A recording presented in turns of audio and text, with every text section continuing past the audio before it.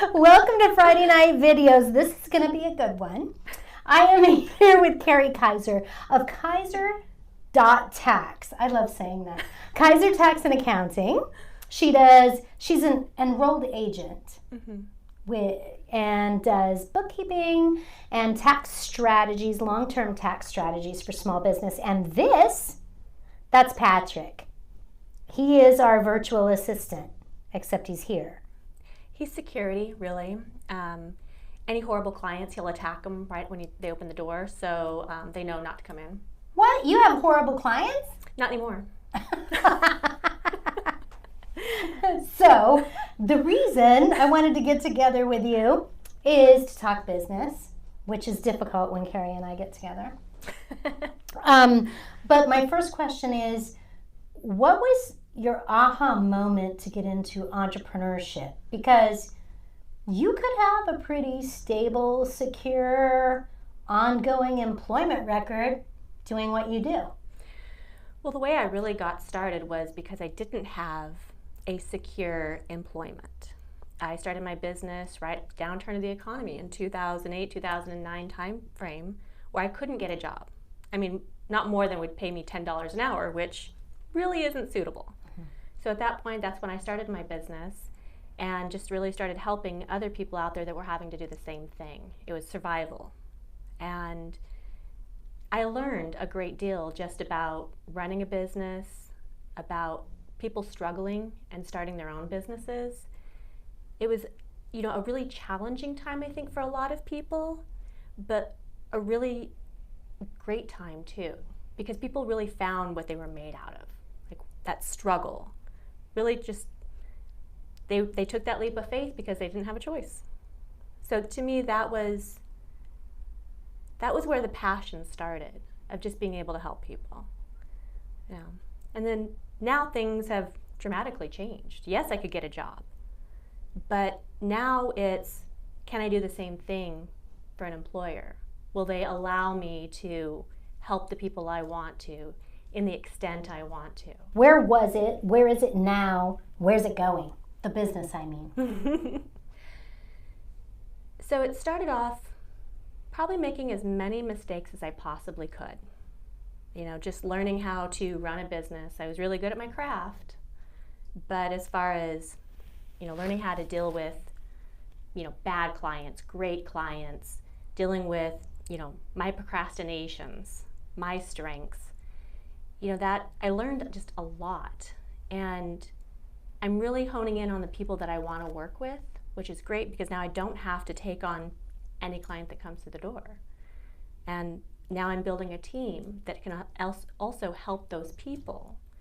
So right now we're in really a growth mode because we want to help a lot of people out there that haven't been getting that assistance. So to me, I have a lot of hope and just a lot of joy for the future. Just because we're going to be helping a lot of people, like do some great things in growing their businesses, helping educate them. So that just really excites me. And who is that? You said you know who your client is now, you know who you want to help. Who is that? So to me, it's a lot of those clients. It doesn't have to be all of them because they don't all fit in that bucket. But a lot of them are the blue-collared, the people who are exceptionally great at their craft, but not necessarily educated on how to run a business properly or how to read their numbers, that are highly intelligent at what they do. This is just not their intelligence zone, and it's something that I can help them with. As I've mentioned before, we do a lot of different things for clients, from startups to just educating them on how to start a business, and then teaching them how to start that process and letting them kind of fly, up to those that are very successful in life and are feeling like they're paying way too much in tax, they're not getting that assistance, they're not getting the help. Like they're getting a data entry clerk for their taxes and for their bookkeeping. They don't really know what's going on. They're growing their business, they're making tons of money, but they just don't understand what's going on. So really those are my awesome clients that I love helping. And I love feeling that joy of knowing that I'm making an impact in their business and their employees and their families. that's just awesome. Well, and I was going to ask you, Carrie, what makes your firm different? But I think, and we've talked about this a lot, that what makes you different is that educational piece. It's not that you want to jump in there and do their books. It's not that you want to just do their taxes. And I don't mean just, because I know it's a lot and it's tax season for you. But it goes beyond that. You want them to, even if they're not doing it, like you said, there's a data entry clerk and there is somebody else doing this work. You want to educate these people so they understand all of it. So they look at their financials, or they look at their balance sheet, or they are signing off on their tax payments. They know what it's all for. Yeah. What is it about that that's so important to you that education became such a cornerstone of your business? I'm gonna drink. I think in the core of it, my family, my grandparents, they didn't grow up with much, and they didn't have that education. And just wondering if they would have had that assistance, if maybe they would have sought it out, maybe if Google would have existed, 100 years ago, who knows, right? Then 100 years ago. Okay. So it's like if they could have helped themselves, or if somebody could have at least helped them, would that have made a difference?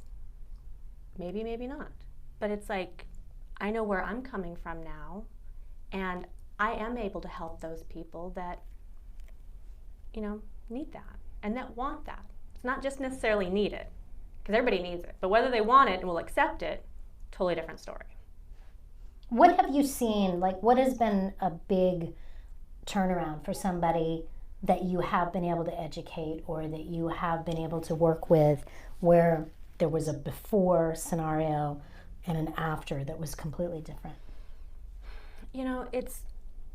I think it's the same story, and they're all little, but it's like a client will come to me and say, I really had this dream of buying my own home, or buying my own business, or, paying for my child's college. It's just a hope of one day, if I could afford it. And teaching them it's easy to afford it if you plan properly. There's lots of ways to do this. But without them kind of understanding there is a path they've never seen, and helping them towards that path and showing them that direction, it's totally them completing it. All I'm doing is showing them the path. But I have so many great stories of just, home ownership is kind of like the big one, that first time home buyer that thinks that they'll never have enough money to put down on the home. And just, even I had a friend of mine that I've known for years, and we were just having that financial discussion, and she was like, I would love to own a home, but my parents were, in their 50s, 60s before they bought their first home, so I know that I don't have any hope, right? So we talked about the possibilities, and at that time she was working for a company that she could contribute to an IRA. And so I was like, just start putting money in there, and you can use that for the first-time home buyer in 5 years. There's a plan for you. 5 years later, that's what she did. So it was really that was a friend, and that was just something that gave me a lot of joy to see her kind of reach her own goals. So that's my thing. Is that kind of where, of course, we're going to talk about brand, because is that kind of where the beginnings of your brand came from? Because everything has a little sparkle in it. Everything has a little bit of bling.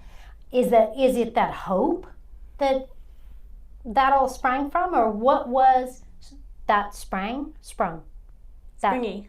Yeah, it was springy. It's sprung from somewhere. That it came from? Was it hope, or was it something else that was the impetus for your pink high-heeled chairs we're sitting in, your sparkly little things on the wall? What was that? I think really what stemmed, 10 years ago, you would never have seen me wearing anything sparkly. I would never have bought any of this Look at Patrick's collar. And what it really has to do with was building confidence in myself, accepting really who I was and my voice. And I think that's what I really love about working with you, is because I remember when we first met and you were kind of showing me how you helped other people find their voice. And I was still really scared of my own voice, scared of how powerful I was. And so just to be able to see that you could see my voice without showing you anything, like it kind of freaked me out a little bit, I'm not gonna lie. But you were able to hear what I was saying even though I was hiding it. And so it's like, if I can find acceptance in working with you, and you can show me that it's okay to accept my sparkly nature and my magenta heels, like it's okay. If I can accept that in myself, then other people who are also struggling with that, they can find that acceptance too. And only help, I have grown so much since that, because I've really honed into me. And that's really what it's about. And you're right, your brand is so personal. Yeah. Even as you're growing team and you're getting bigger than little pretty Carrie Kiser, as you're getting bigger and stepping into that power, it's amazing to see that, because your brand is so personal that it transcends whoever is working with your people, which we had talked about really leads into kind of your biggest fuck up you learned from, and it has to do with clients. Yeah, and I haven't perfected it. I'm still going to learn from this. It's definitely one of those things that I'm getting closer, but I think there's always lifetime learning of this. I want to help everybody. You do. Everybody. I want to help everybody. But that's not the right thing to do. And I have shed my tons of tears because I was hurt by not being able to help everybody. And so it's like when I disappoint somebody, when I don't feel like they're totally getting it, when they're not acting on this amazing plan that I have, it's all these little things. And I realized it's not about helping everybody. It's helping those people that really want it and are really ready for it. It's kind of that, who's ready to take that step to growth? And that's really what I'm about. That's what my brand's about. It's about stepping out and being that powerful person you truly are. Those are the people I want to help, not the people that just want to exist and die. That's where I'm going. And so the people that I'm bringing on as my team, they're attracted to that too. And it's loud and clear what I'm going for. So those are the people that I really want to help. And I've had my share of people that I've helped and I shouldn't have. So there's the fuck up. Okay. Don't help people that don't want to be helped. That's hard though. Yeah. When it comes from that place of wanting to educate, wanting to help people understand, and especially we're pretty focused on your target market, small business ownership, trades that have, gone out on their own, that kind of thing. It's still hard because you want to help all of them, and you often can't. We also talked about another big lesson you're learning, working through, that kind of thing, is that transition to team and how you help people with your role versus your support team. Talk to us about that. So that kind of goes into helping everybody. When you feel, and I'm very much a connection person, a relationship person, so when I help you, I really want to be a powerful part of your life, your growth.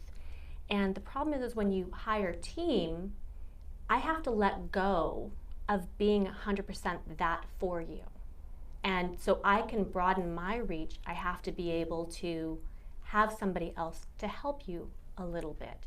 And to, as we said, hand off the baton. And there's a little part of me that gets saddened that I am no longer your 100% strong source. I am now your 75%, and now Rochelle's your other 25%. That kind of makes me sad a little bit. But I also get to help more people now. That's 25% more people I get to help. Right. You know, and then now with Stephanie coming on board, maybe I get behind on answering emails or returning phone calls. Well, now she's going to be able to keep that up for me, so I am continuing that, you know, helping people. So it's like, it's very powerful, and it's part of that growth, I think, that you have to let other people hold your hand. I can't be the only one, but I think you can get more value because they all have different backgrounds and experiences, that instead of getting just mine, now you're getting other people's, and it may be more impactful to hear Stephanie's story versus my story, because something she went through you can totally relate to, and now maybe she can help you grow versus I didn't have that experience. So it's really just, it's a really exciting part of my business right now, is this growth process, because again, that's what I want to focus on with people. So if I can successfully grow and grow my team and grow my clients in that same manner, then it's like we're all successful, and we're all going to learn a whole lot. And I'm education based, so it's kind of, it's just all one happy tornado of happiness. One tornado of happiness.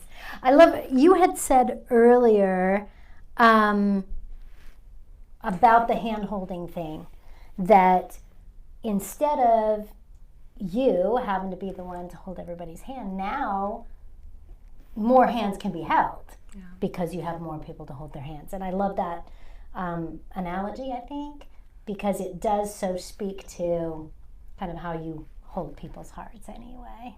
Yeah. It's really funny. I've received a lot of new clients that really were not helped by the people they really trusted to help them. You know, and so it goes back to just, you know, it's not just the blue collar. I mean, I have doctors and attorneys and people that you feel are so successful. Why would they need somebody like me? But it's because they're so great at what they do. And even we talked about same sex. Like, that's a community that's not assisted either. It's like you have a lot of people that just aren't being helped, that need the help. So I'm really excited about growing the team and, you know, expanding my reach. So it's a good time. Well, and yes, like you said, because you help so many businesses, but you also help people that are in a marriage situation where that changes your tax situation a lot. And for so many underserved populations that have not faced that before and are now able to, it's really great that you are serving a population that can feel safe and feel understood and understand what all the differences are in these life changes. Having a kid, you know, running a business, doing all of those things, you have to have tax strategies in place so that you're not penalized here, there, everywhere. Well, and that's part of my my tax training. You know, I have advanced tax training on strategies, and it's more of when you're married, I mean, there's certain deductions you can do and strategies that you can do, but it's like when you're married and have a business now, and then you have kids, like there's so many different nuances of things that we can do now. And so it's like if you don't have somebody to kind of help you along the way, kind of for the long term and that long-term planning, and long-term planning isn't the rest of your life, it's 3 to 5 years. And we're taking a year at a time and be like, what are we going to accomplish this year? How close can we get there? You know, those are those things, you know, and it's just really, I think, a really exciting thing to see so many people have these life changes. And, you know, I even have some people that have been in business for 20, 30 years and are kind of on that downward spectrum now. And even kind of planning with them, like, what does retirement look like? What does maybe selling your business look like? Or handing it off to your children? Or like, what's that next step? And it's really awesome because the more that, you know, I've created a community of professionals to help me, and that that I support and support me now can help my clients with things that I'm not familiar with, like the exit strategies, and things like that. Same thing with the branding. It's kind of like my clients are getting more bang for their buck today than they were when I first started my business. Much different. So it's like I can only imagine in 10 years from now, when I look back at my business, the support I'm able to give those people, because I think I'm doing great now. I mean, and where I've come from, like, holy cow. But in 10 years from now, it's even hard for me to visualize that because it's going to be enormous, I love that. Okay, so. Could be the wine too, I don't know. Well, you haven't even had any, have you? Sorry, Patrick. Patrick loves me. How do people get a hold of you and Patrick? Well, obviously social media is out there, but you roll your eyes. This is what I leave to her, social media. Honestly, if somebody is really looking just to get an idea of where they need to be or where they need to go, maybe it's not necessarily working with me, but just understanding where are they at and what assistance do they need, what services do they need. Because I spoke with one lady that she was kind of in a transitional spot in life, and she thought she needed somebody to help her with, a tax situation. She didn't need that at all. So after a good 20-minute phone call, I helped her with somebody else because it wasn't me. Maybe later in life, but right now I'm not the one that needs to help her. So it's like if somebody just needs direction, we can schedule a 20-minute call. You can email me, you can call me, and just find a time to just see what help you need. That's really what it's about. And your phone number and everything is on your website, Kiser.tax. Yep. Okay. And it's Kiser. Leave the A in my first name, not the last. .tax. All right. Thank you. Can we drink now? Yes. We're turning off the camera. Cheers. Cheers.